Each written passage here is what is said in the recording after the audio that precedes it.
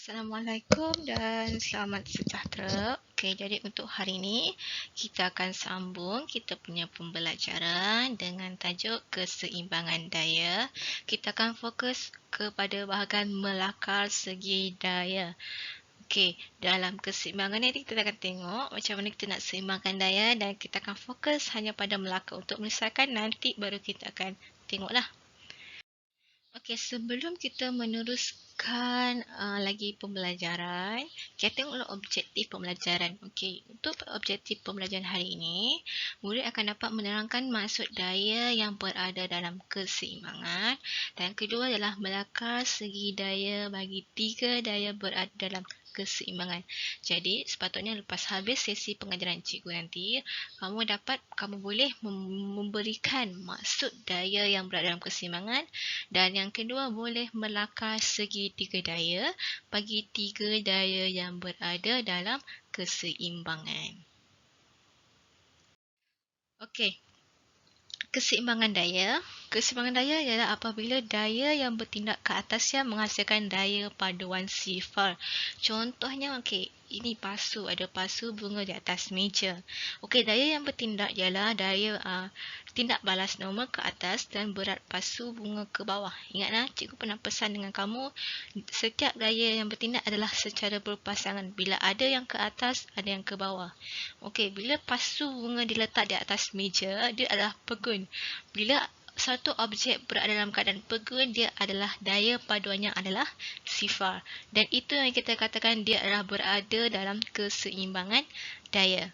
Okey, contoh yang kedua ialah apabila kita ada satu lampu yang digantung. Okey, macam ni dia digantung secara segitiga. Dekat sini ada tiga daya. Okey, dia berbeza dengan yang pertama ini. Dia yang ketiga ini ada tiga daya dan lampu ini dia tergantung, dia tidak bergerak, jadi dia berada dalam keseimbangan daya, itu daya paduan dia adalah sifar. Okey, untuk hari ini kita akan fokus kepada segitiga daya. Sebab bila ada segitiga daya yang bertindak, kamu perlu selesaikan dulu dia punya keseimbangan dia. Okey.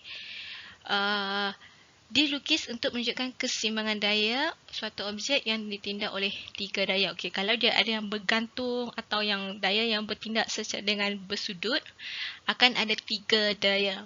Jadi, kita akan gunakan segitiga daya untuk menyelesaikannya. Okey, kemudian magnitude ketiga-tiga daya diwakili oleh panjang sisi sebuah segi. Okey, maksudnya bila kita dah susun, kemudian kita lukis dengan menggunakan magnitude daya, kemudian kita ukur. Dilukis secara berterutan pada arah daya-daya tersebut. Okey, ini yang penting. Dia kena lukis secara berterutan.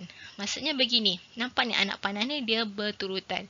Kalau soalan tu kita dapat tidak berterutan, untuk menyelesaikan secara segitiga daya, kamu perlu lukis secara berterutan. Jadi untuk hari ini kita akan fokus untuk ini saja, untuk melakar segitiga daya. Okey, untuk lebih jelas untuk melakar segitiga daya, cikgu akan tunjukkan tiga contoh, okey, supaya kamu boleh fahamlah macam mana sebenarnya untuk melakar segitiga daya. Okey, jadi yang pertama sekali untuk melakar segitiga ialah kamu kena kenal pasti daya yang ada. Okey, kenal pasti daya. Jadi untuk yang pertama ini kita ada tiga daya. Mana tiga daya ini? Kita ada FR, kita ada R dan kita ada W. Kemudian yang kedua kita keluarkan daya dari rajah. Okey, keluarkan daya dari rajah. Kenapa perlu keluarkan? Supaya kamu boleh nampak. Okey, jadi bila nak keluarkan, lukis mengikut orientasi. Okey, lukis mengikut orientasi anak panah. Okey, apa maksud orientasi anak panah? Macam ini, W ini kita nampakkan ke bawah. Okey, bila dia ke bawah, bila kamu keluarkan, pastikan dia sama. Anak panah ke bawah dan labelkan dia W. Jangan pula kamu ubah, okey, nampak di sini W ni ke bawah begini, kamu pergi miring begini, miring ke atas, tak boleh. Sebab dalam untuk melakar daya, kita perlu kekalkan orientasi daya yang terlibat. Okey. Kemudian daya yang kedua kita ada R. R ni miring ke atas sebelah kanan. Okey, kita ada R begini. Pastikan kamu label supaya kamu tahu apa daya yang terlibat. Okey, kemudian yang kita ketiga kita ada FR. Dia miring ke kiri begini. Okey. Bila kamu dah lukis mengikut orientasi, yang keempat baru kita susun mengikut berturutan. Okey, untuk susun mengikut berurutan ni macam kamu main puzzle. Okey. Kamu main puzzle di mana kamu boleh susun ketiga-tiga anak panah ni supaya dia berturutan. Contoh kamu ambil sini W. Kemudian katakanlah kamu ambil R ni begini ke atas. Kemudian kamu simpan FR begini. Di sini kamu nampak dia tidak berturutan. Nampak ni anak panah ini W ke bawah. Ini bertembung di sini. Kita nak dia berturutan. Bila berturutan dia sambung semua kita dapat satu circle. Anak panah tu satu bulatan.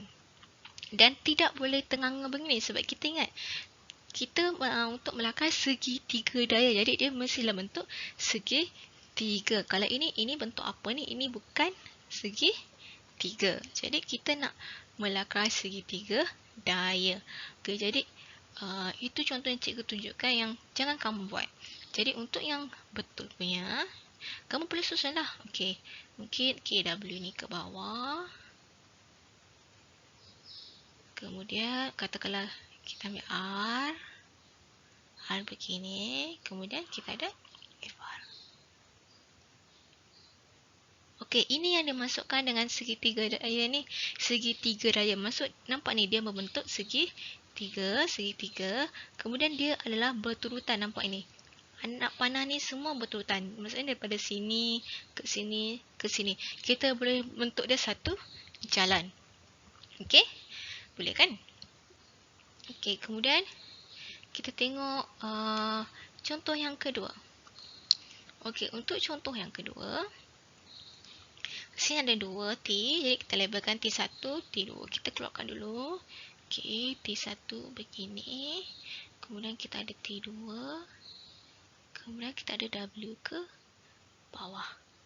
Okey, sekarang susun dalam segitiga daya yang berturutan. Okey, mungkin kita dapat W begini ke bawah. T1 begini. Kemudian T2. Okey. Kalau kamu susun tak dapat, kamu cuba sampai dapat. Mesti ada. Okey, kita tengok pula yang ketiga.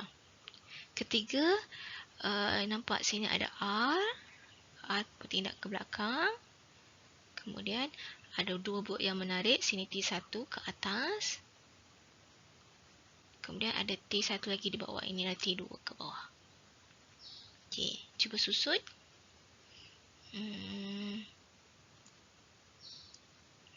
R.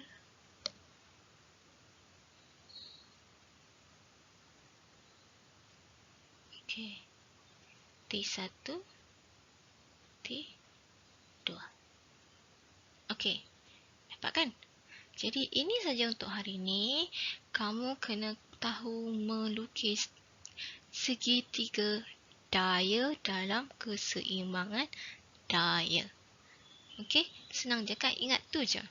Pastikan bila kamu susun dia membentuk segitiga yang berturutan.